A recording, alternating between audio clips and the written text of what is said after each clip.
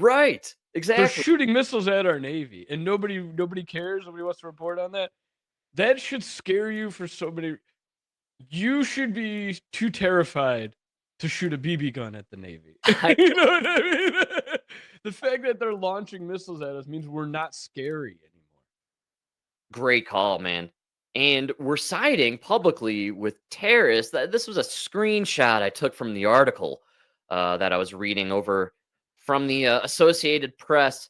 And I just could not get over how glowingly they spoke of this leader of Hezbollah who had, interestingly enough, became the leader after I can only presume a CIA-led coup Oh, yeah. and civil war occurred in Lebanon back in 1975.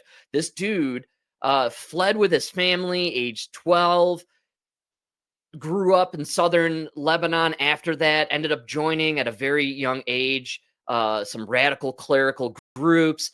Through that, at age 19, started Hezbollah, right? And At then, 19? yes, man, yeah. And I mean, that's, Damn. you know, Well, when we destabilize these regions, fast forward 30 years later, you have this Nasrallah fella. You know what I'm saying? Like, that's what happens when you do this shit, man. It's just no, I heard when we do that, then they get a McDonald's and they just become like us. Isn't that right. how that isn't that how that works? They become westernized because everybody wants to be like us? Right. Everyone's loving it at that point, right? I'm loving it. Hey, now. So Hey! this article, though, it goes on, man, and it just completely blows me away. Again, seen by his supporters as a charismatic and shrewd strategist, Nasrallah had reshaped Hezbollah into an arch enemy of Israel, cementing alliances with ayatollahs in Tehran and Palestinian militant groups such as Hamas. Charismatic, Mike. Shrewd. Charismatic. He's a great Teaser. leader, man. I can never get over Tehran. That just sounds like the capital of hell. Like if there's an evil empire, the Yeah. capital is Tehran.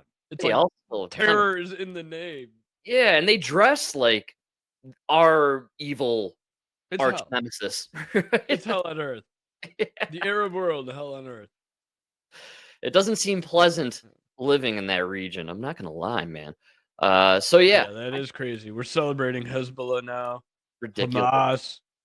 And we're censoring everybody because of climate change. Come on, we can't give up on John Kerry just John yet. Kerry. Isolated to a certain degree. And people Having go a hard and that time. people self-select where they go for their news or for their information. And then you just get into a vicious cycle. Here's the really- problem, Frank. We own certain media. But the people can go to their own sources. We need to eliminate the other sources.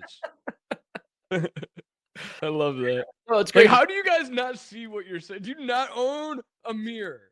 Yes. Yes. And not only that, man. I mean, they're saying basically the quiet part out loud, which is we struggled to get all 8 billion people inoculated with the mRNA vaccine because they had alternative sources. We need to eliminate those sources so this next time around, everybody takes the vaccine, right? The real problem is we were telling you to eat poison, sit at home, do nothing. Guys like Joe Rogan were telling you to eat healthy, exercise. And then when it came time to take this experimental vaccine, those that were healthy and exercising didn't want it. Huge problem. Big red flag. It's hard to govern.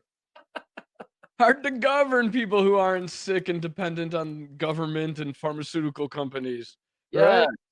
exactly. You know, it's hard to control you when you're thinking critically and freely. You see what's going on here? Yeah, I see. Fucking guy. We took over the food companies, so we poisoned your mind with food. Now we just need to get the information. Yeah. And unfortunately, we're not believing anymore